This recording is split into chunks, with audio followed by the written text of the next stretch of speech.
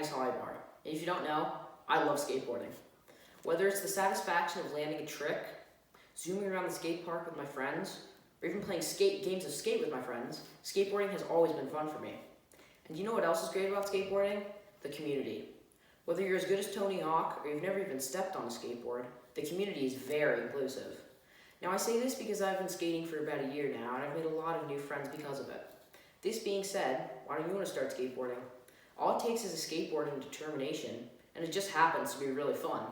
So, to try to get all of you to start skateboarding, today I'm going to teach you the most beginner and fundamental trick to skateboarding, the ollie. However, before I teach you this, why don't I talk a little bit about the history of skateboarding? California screams skateboarding. With all of its surfers, its warm climate, and urban vibes, it's no surprise that the skateboarding originated there. Skateboarding was created by California surfers in the early 50s. The idea was sparked when surfers thought about transferring the feeling of riding the ocean's waves onto the streets.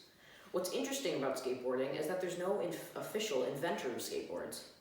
The first skateboards were made of short surfboards or wooden boxes with rollerblades reels attached to the bottom.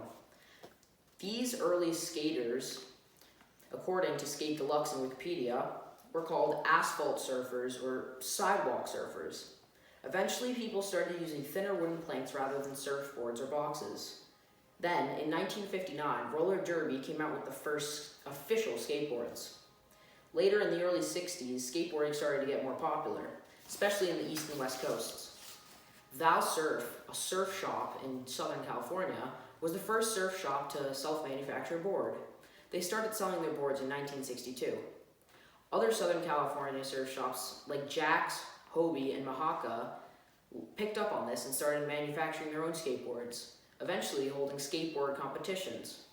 Skateboarding was very different back then, as it didn't really consist of doing tricks. Rather, it was more freestyle like ice skating. Then, around 1965, skateboarding became a lot less popular, for no reason. It didn't come back until 1972, until a guy named Frank Nasworthy invented urethane reels and started a company called Cadillac Wheels. These wheels are very similar to the wheels used today, and what were sparked the revival of skating. After a few years of skateboarding being popularized and a new low-to-the-ground style of skateboarding, emerged Alan Ollie Gelfland.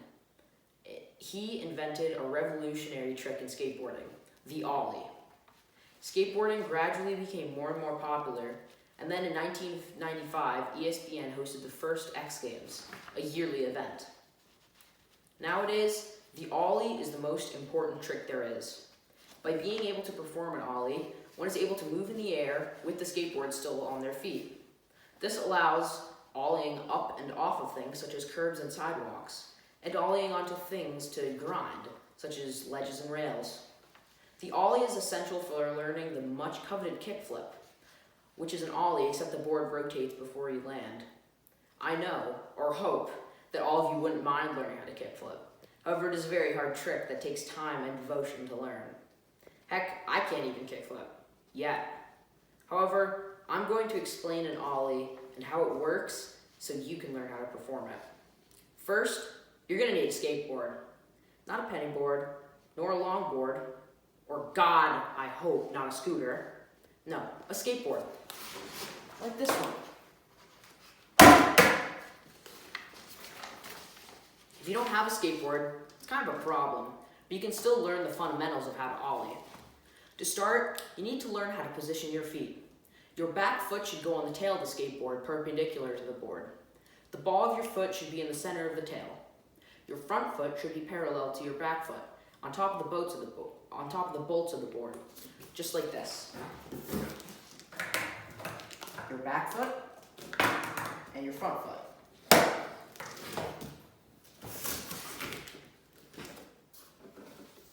Now you are ready to practice the three steps of ollieing: the pop, the slide, and the landing. For the pop, practice hardly stepping down on the tail of the board repeatedly. You want to have a good feel of the board and get a good positioning of your feet. It should look something like this.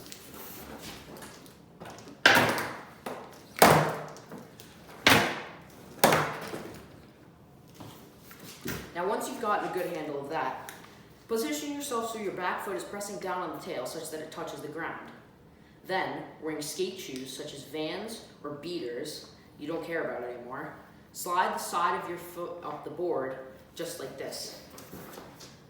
Make sure to bend your knees so then you can properly slide up your foot.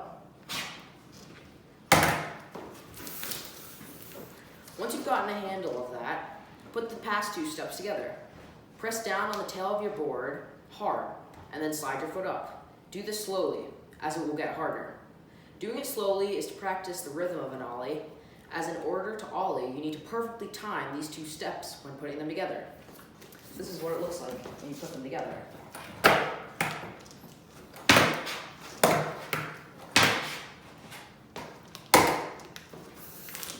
After putting the two together, try doing it faster. Pop, then slide. It will probably take a while until you figure out your timing. Finally, once you get your board in the air, make sure you flatten out the board parallel to the ground before landing. This is what they all look like together. Once you can do that, congratulations, you've learned how to ollie. From here you can practice ollieing while rolling, ollieing off curbs, and up ledges. Now when you're with your friends, you can show off your new cool trick.